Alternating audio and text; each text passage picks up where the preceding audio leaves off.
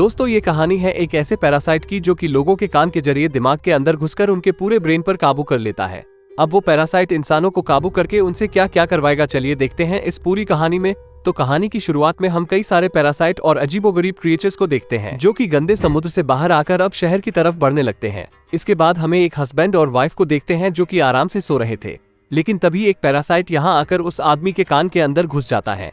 थोड़ी देर के लिए वो आदमी काफी तड़पता है, लेकिन फिर वो शांत हो जाता है। अब इसके बाद हमें एक लड़के को देखते हैं जो कि आराम से गाने सुन रहा था। तभी यहाँ एक और पैरासाइट आकर उसके कान में घुसने की कोशिश करता है, लेकिन उसने ईयरफोन लगा रखे थे, इसलिए अब वो पैरासाइट नाक के जरिए अंदर जाने लगता है।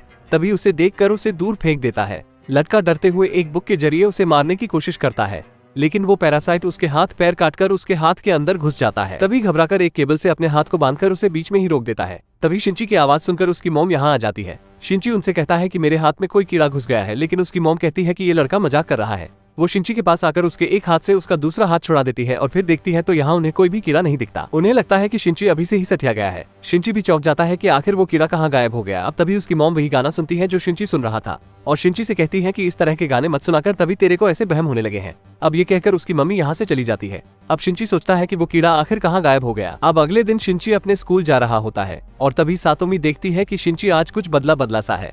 शिंची का अपने राइट हैंड पर कोई भी काबू नहीं था और वो सातोमी को गलत जगह छू लेता है, जिस वजह से सातोमी गुस्सा होकर चली जाती है और फिर क्लास में पढ़ते हुए उसकी इरेजर नीचे गिर जाती है। और जब शिंची इरेजर को उठाने के लिए अपना हाथ आगे बढ़ाता है तो उसका हाथ बड़ा होकर इरेजर को उठा लेता है। इसके बाद बास्केटबॉल खेलते हुए शिंची काफी दूर से बास्केटबॉल को रिंग में डाल देता है। शिंची कंफ्यूज हो जाता है कि उसके हाथ के साथ यह क्या हो रहा है और फिर घर आकर शिंची इंटरनेट पर रिसर्च करता है। तभी उसके हाथ से एक आंख बाहर आती है। शिंची उसे देखकर चौंक जाता है। शिंची अब अपना हाथ काटकर उस आंख को बाहर निकालने वाला था, लेकिन तभी उसका हाथ एक सांप में बदल जाता है और उसे ही डरा देता है। फिर उसका हाथ एक छोटे क्रिएचर में बदल जाता है। शिंची उसे देखकर काफी डरा हुआ था।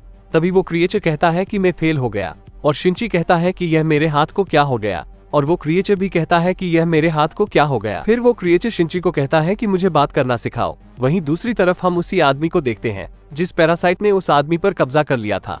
अब वो पैरासाइट भी टीवी के जरिए इंसानों की भाषा सीख रहा था और उसने इसकी वाइफ को खा लिया होता है। अब एक दिन शिंची बस से कहीं जा रहा था, तभी वो क्रिएचर शिंची से कहता है कि पहला एपिसोड यहीं खत्म होता है। अगले एपिसोड के लिए वीडियो को लाइक और चैनल को सब्सक्राइब जरूर कर लेना और नोटिफिकेशन बेल को भी ऑन कर लेना।